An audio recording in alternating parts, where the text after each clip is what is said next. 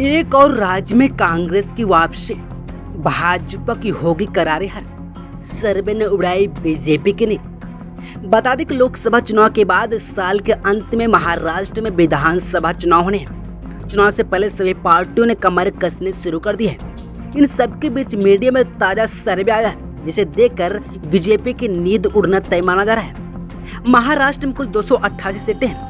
जनसत्ता की रिपोर्ट में छपे सर्वे के मुताबिक बीजेपी को महाराष्ट्र में 55 से 65 सीटें मिलने का अनुमान जताया गया है। अगर इस सर्वे की माने तो महाविकास आघाड़ी अच्छी खासी सीटें जीत सकती है। महाविकास आघाड़ी में शिवसेना, कांग्रेस और एनसीपी शामिल है। इससे पहले 2019 में बीजेपी ने राज्य में 105 और 2014 में 122 सीटों पर जीत हासिल की थी। दोनों चुनाव में बीजेपी राज्य में सबसे बड़ी पार्टी बनकर उभरी थी, लेकिन सर्वे में इस बार उसे झटका लगता दिख रहा है।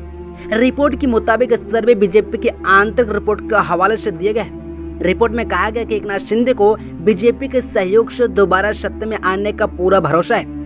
नवभारत टाइम्स के दूसरे सर्वे में जो आंकड़े पेश किए गए वे भी बीजेपी का टेंशन बढ़ा रहे हैं। रिपोर्ट में एक राजनीतिक विश्लेषक ने मुंबई के 36 सीटों पर सर्वे किया है। इस सर्वे में एनडीए और महाविकास आघाड़ी के बीच कड़ी टक्कर दिख रही है। सर्वे में महाविकास आघाड़ी के 17 सीटें, जबकि बीजेपी के नेतृत्व वाले एनडीए को 13 सीटें मिलने का अनुमान है। सर्वे में कहा कि जून तक महाविकास आघाड़ी को 18 सीटें मिलने का अनुमान था।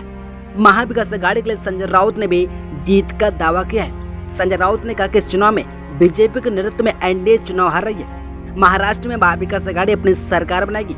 माना जा रहा है कि सभी सर्वे के आधार पर उद्धव ठाकरे ने भी सीधे तौर पर अमित शाह पर निशाना तेज कर दिया है।